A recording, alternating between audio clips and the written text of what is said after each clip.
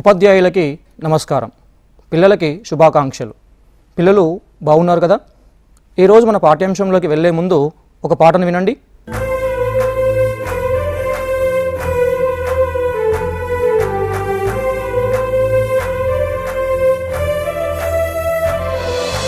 లోకమా విన్నపం, భూలోకమా విన్నపం, వింటావా ఒక కథ చెబుతా, నడవలేని నానమ్మ కథ. వింటావా ఒక కథ చెబుతా, నడవలేని నానమ్మ కథ. నడవలేని నానమ్మ కథ, మెతుకులేని ముసలమ్మ వెద. లోకమా విన్నపం, భూలోకమా విన్నపం.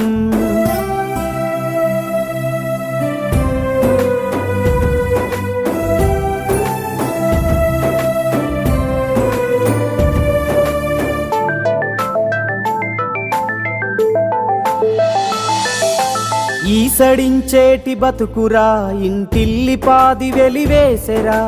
పరాయి మనుషుల తీరుగా పట్టించుకోరు తనవారురా.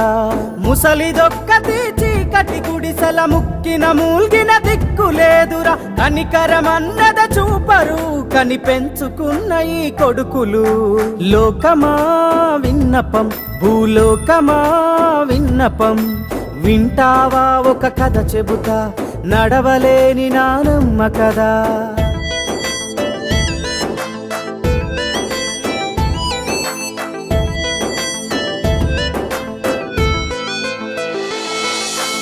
అడిగి పెట్టిన అమ్మరా, అడుక్కు తినే రోజొచ్చెరా. ఆస్తి వంచుకున్న కొడుకులు ఆకలి చావును మిగిల్చెరా. అల్లారు ముద్దుగా పెంచిన తల్లి పెంపకాన్ని నిందించే కొడుకులు. మెసరు గింజంత ప్రేమ చూపరి చివరి రోజుల్లో తల్లి పైన. లోకమా విన్నపం, భూలోకమా విన్నపం, వింటావా ఒక కథ చెబుతా, నడవలేని నానమ్మ కదా.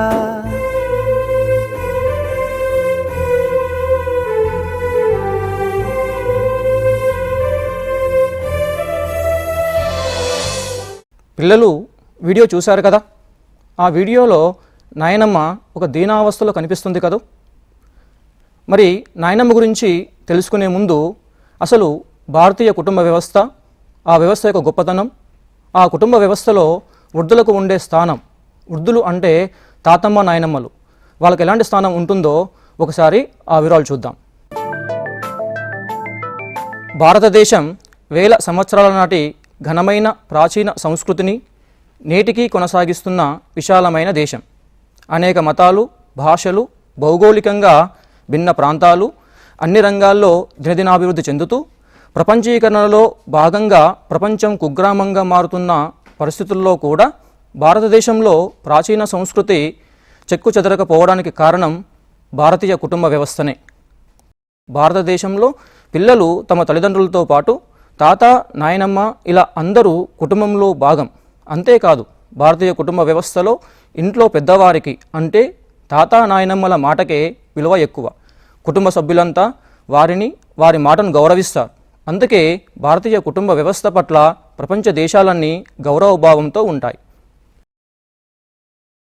పిల్లలు, భారతీయ కుటుంబ వ్యవస్థ యొక్క గొప్పతనం తెలుసుకున్నాం కదా. ఆ వ్యవస్థలో వృద్ధులకు ఉండే స్థానాన్ని కూడా మీరు తెలుసుకున్నారు. మరి ఈరోజు మనం పాఠ్యాంశంలో భాగంగా ఆ కుటుంబంలో భాగమైన నాయనమ్మ గురించి చర్చించుకుందాం.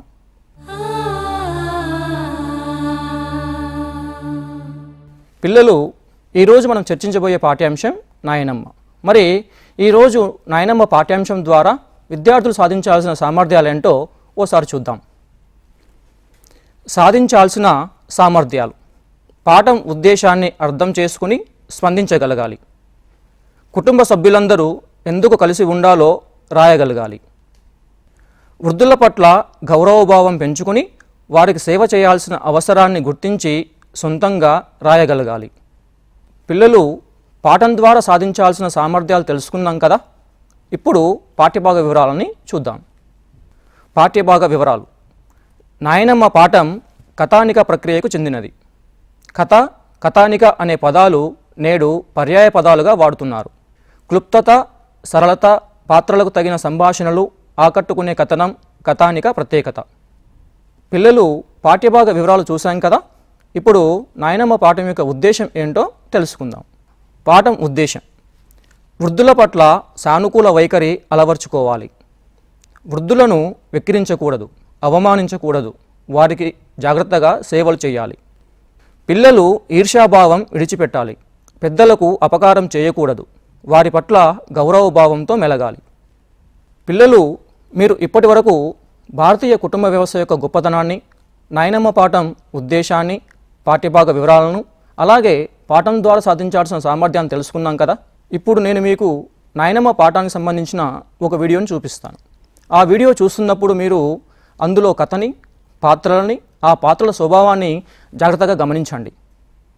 వీడియో చూద్దాం. రవి వాళ్ళది అందమైన కుటుంబం. ఆ కుటుంబంలో రవి వాళ్ళ అమ్మ, నాన్న, తమ్ముడు, చెల్లెలు, వారితో పాటు ఒక ముసలి అవ్వ అంటే రవి వాళ్ళ నాయనమ్మ కూడా ఉంటున్నారు. నాయనమ్మది పెద్ద వయసు కావడంతో కళ్ళు సరిగ్గా కనపడవు, నడవటం కూడా చేత కాదు. నాయనమ్మను చూడ్డానికి ఇంటికొచ్చిన వాళ్ళు ఏమవ్వా మంచిగున్నవా అంటే ఏం మంచిగుండు బిడ్డ, ఎవ్వళ్లకు పనికిరాని బతుకు అనేది. వాళ్ళు తల వంచి దండం పెడుతుంటే సల్లంగుండు బిడ్డ అని దీవించేది. నాయనమ్మ మంచం పైన పరుపు, మెత్త, చెద్దరు ఉంటాయి. ఓ పక్క కొన్ని బట్టలు, మరో పక్క బల్లపైన యాదగిరి నరసింహస్వామి పటం, దాని ముందు జపమాల ఉంటాయి. నాయనమ్మకి రోజు జపం చేయడం అలవాటు.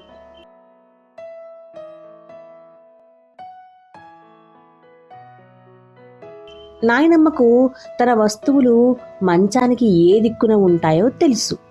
అందుకే రాత్రిపూట చీకట్లో కూడా తనకు కావలసిన వస్తువును చేత్తో అందుకుంటుంది.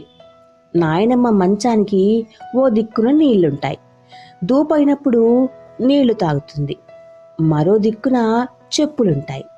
మంచం దిగినప్పుడు చూడకుండానే చెప్పులు తొడుక్కుంటుంది. నాయనమ్మంటే ఇంట్లో అందరికీ ఇష్టమే.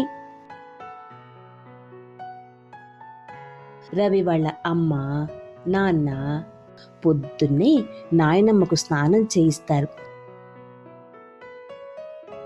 రవి వాళ్ళ అమ్మ నాయనమ్మ తలను దువ్వుతూ నొసల మీద ముద్దు పెట్టుకుంటుంది.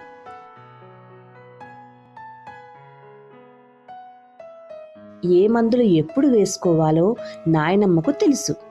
ఎవరన్నా మందులేయబోతే నాకు చేతనైతది బిడ్డ, నేనేసుకుంటా అంటది. రవికి నాయనమ్మంటే ఎంతో ఇష్టం. నాయనమ్మకు అవసరమైన పనులు చేయటం, నాయనమ్మ చెప్పే కథలు వినటం రవికి ఇష్టం.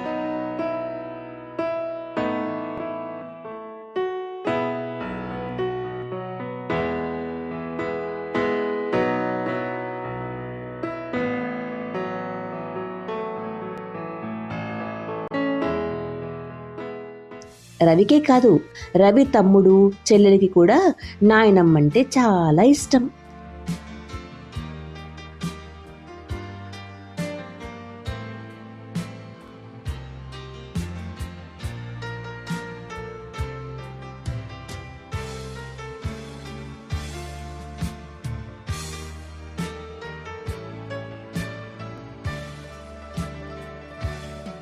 ఒకరోజు రవి వాళ్ళ ఇంటికి చుట్టాలొచ్చారు.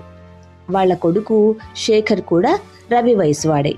రవికి శేఖర్కు ఒకరితో ఒకరు కలిసి ఆడుకోవటం చాలా ఇష్టం.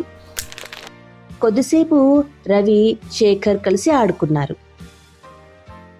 కానీ రవి ఆటను మధ్యలోనే ఆపేసి నాయనమ్మ దగ్గరికి వెళ్ళిపోయాడు. రవి అలా మధ్యలో ఆటను ఆపేసి నాయనమ్మ దగ్గరికి వెళ్ళడం శేఖర్కు నచ్చలేదు.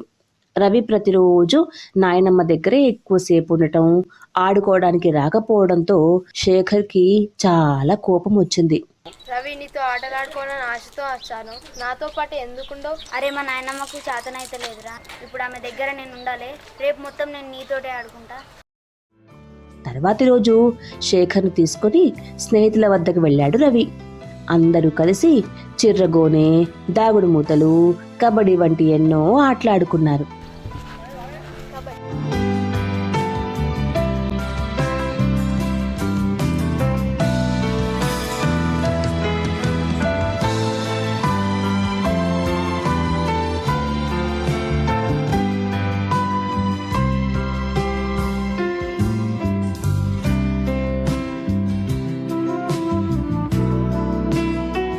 ఆ రోజు శేఖర్ సంతోషంగా ఉన్నాడు.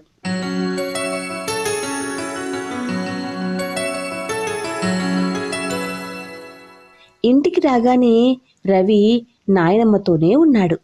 శేఖర్కు ఇంకా బాధ అనిపించింది. పిల్లలు వీడియో చిత్రాన్ని చూశారు కదా, జాగ్రత్తగా గమనించారు కదా. మరి ఇప్పుడు నేను మీరు చూసిన ఆ వీడియోలో నుంచి కొన్ని ప్రశ్నలను అడుగుతాను. వాటిని నోటు పుస్తకాల్లో రాసుకోండి. అలాగే వాటికి సమాధానాలు చెప్పే ప్రయత్నం చేయండి. ప్రశ్నలు: రవికి వాళ్ళ నాయనమ్మ అంటే చాలా ఇష్టం. మరి మీ ఇంట్లో మీకు ఎవరంటే ఇష్టం, ఎందుకు? రెండవ ప్రశ్న: నాయనమ్మ ఎవళ్లకు పనికిరాని బతుకు అని అనడాన్ని మీరు ఎలా అర్థం చేసుకున్నారు? మూడవ ప్రశ్న: రవికి వాళ్ళ నాయనమ్మ చెప్పే కథలు వినడం ఎంతో ఇష్టం. మరి మీకు మీ నాయనమ్మ ఎలాంటి కథలు చెబుతుంది? అవి వినడం మీకు ఇష్టమా, ఎందుకు?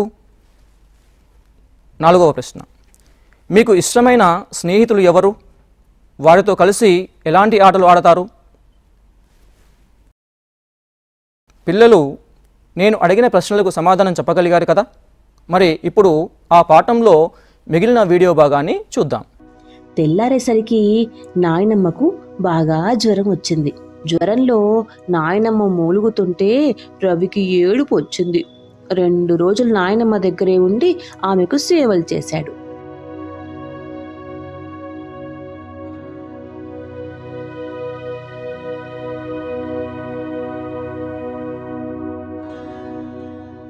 రవి మాత్రమే కాదు, కుటుంబమంతా నాయనమ్మతోనే ఉన్నారు.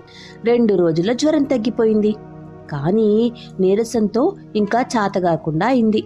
దాంతో రవి ఆమె దగ్గరే ఉండి సేవలు చేస్తున్నాడు. రవి ఎప్పుడు నాయనమ్మ దగ్గరే ఉండటంతో శేఖర్కు నాయనమ్మ మీద కోపం వచ్చింది.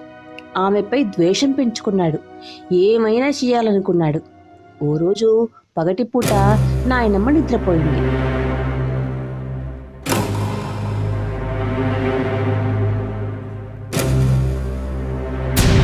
శేఖర్ ఎవరు లేకుండా చూసి మంచం దగ్గరుండే నాయనమ్మ వస్తువుల్ని ఇటువి అటు అటువి ఇటు మార్చాడు.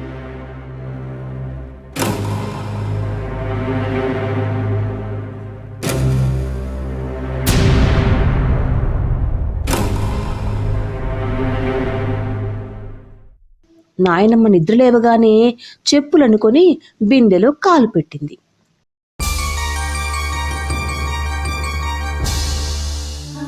పట్టు తప్పి కింద పడింది. బాధతో అరిచింది. ఆ అరుపులకు ఇంట్లో వాళ్ళొచ్చారు. డాక్టర్ని పిలిచారు.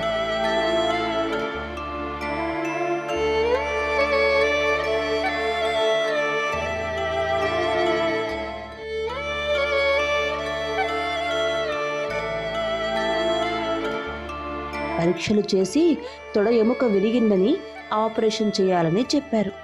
ఆ వయసులో ఆపరేషన్ చేయడం ప్రాణానికి ప్రమాదమని చెప్పడంతో అందరూ బాధపడ్డారు. 1 నెల రోజులు నాయనమ్మ దవాఖానలోనే ఉంది. రవితో పాటు అందరూ రోజు దవాఖానకు పోతున్నారు. ఇంట్లో వాళ్ళందరూ నాయనమ్మ ఆరోగ్యం గురించి బాధపడుతుంటే శేఖర్కు కూడా బుగులైంది. నాయనమ్మకు కష్టం కలగటానికి తానే కారణమని ఎంతో బాధపడ్డాడు శేఖర్. నాయనమ్మలాగే మా అమ్మకు కూడా జరిగి కాలు విరిగుంటే అనుకోగానే అతనికి చాలా ఏడుపు వచ్చింది. శేఖర్ ఎవరితో సరిగ్గా మాట్లాడడం లేదు. ముభావంగా ఉంటున్నాడు. రవి ఆడుకోవడానికి పిలిచినా వెళ్ళడం లేదు. కొద్ది రోజులకి నాయనమ్మ ఇంటికొచ్చేసింది. ఆమెను చూడగానే శేఖర్కి చాలా బాధగా ఉండేది. దగ్గరికి పోయి ఆమెనే చూస్తూ కూర్చునేవాడు. నాయనమ్మ శేఖర్ను దగ్గరికి పిలిచి తన దగ్గరున్న పళ్ళు తినమని ఇచ్చేది. ఆ రోజు నుండి శేఖర్ కూడా రవిలాగే నాయనమ్మకు సాయం చేయడం మొదలుపెట్టాడు. నాయనమ్మ కూడా రవిలాగే శేఖర్ను చాలా ప్రేమగా చూసేది. నాయనమ్మ అలా ప్రేమగా చూసినప్పుడల్లా శేఖర్కి తాను చేసిన తప్పు గుర్తొచ్చి ఇంకా ఏడుపొచ్చేది.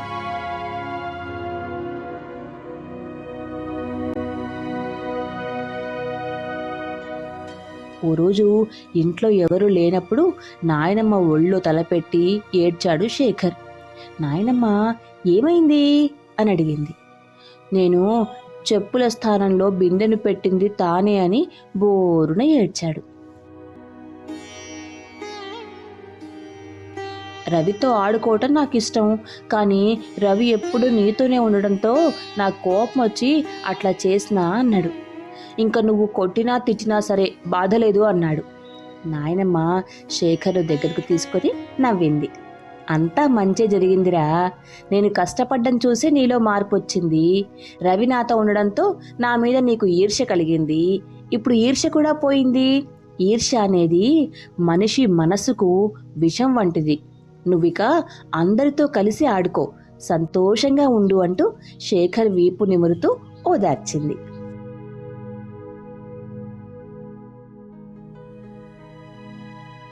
పిల్లలు వీడియో చూశారు కదా, మరి అందులో ఉండే కథని, పాత్రల స్వభావాన్ని జాగ్రత్తగా గమనించారు కదూ. మరి మరికొన్ని ప్రశ్నలు కూడా నేను ఇప్పుడు మిమ్మల్ని అడుగుతాను, వాటికి సమాధానం చెప్పే ప్రయత్నం చేయండి. ప్రశ్నలు: ఇంట్లో ఉండే పెద్దవారికి మనం సేవలు చేయాలి, ఎందుకు? రెండవ ప్రశ్న: శేఖర్ స్థానంలో మీరుంటే ఏం చేసేవారు? మూడవ ప్రశ్న: రవి స్వభావాన్ని ప్రశంసిస్తూ మాట్లాడండి. పిల్లలు, పాఠ్యాంశం ఆధారంగా నేను మిమ్మల్ని అడిగిన ప్రశ్నలను తరగతి గదిలో ఉపాధ్యాయుల సహాయంతో మరింత లోతుగా చర్చించండి. సొంతంగా సమాధానాలు చెప్పే ప్రయత్నం చేయండి. మరి ఈరోజు పాఠ్యాంశం ద్వారా మనం తెలుసుకున్న అంశాలని ఒకసారి చూద్దాం. ఈరోజు నాయనమ్మ పాఠం ద్వారా తెలుసుకున్న అంశాలు: భారతీయ కుటుంబ వ్యవస్థ గొప్పదనం, పాఠ్యభాగ వివరాలు, పాఠం ఉద్దేశాన్ని తెలుసుకున్నాం. వృద్ధుల పట్ల సానుకూల వైఖరి అలవర్చుకోవాలి.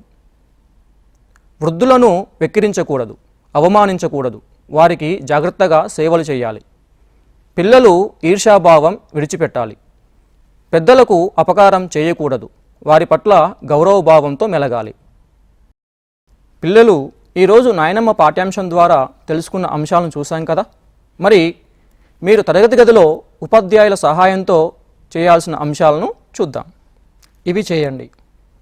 నాయనమ్మ పాఠం ఉద్దేశాన్ని సొంత మాటల్లో చెప్పండి. పాఠం ఆధారంగా కుటుంబ సభ్యులందరూ ఎందుకు కలిసి ఉండాలో సొంత మాటల్లో రాయండి. ఈర్ష్య అనేది మనిషి మనసుకు విషం వంటిది అని తెలుసుకున్నారు కదా. మనుషులు తమలోని ఈర్ష్యను తొలగించుకోవాలని తెలియజేస్తూ కరపత్రం రూపొందించండి. వృద్ధుల పట్ల గౌరవభావంతో ఉండాలి, వారిని వృద్ధాశ్రమాలకు పంపొద్దని చెబుతూ తల్లిదండ్రులకు లేఖ రాయండి. పిల్లలు, ఈ అంశాలన్నీ మీ తరగతి గదిలో తప్పక చర్చిస్తారు కదూ. మరో పాఠ్యాంశంతో మళ్ళీ కలుసుకుందాం. నమస్కారం.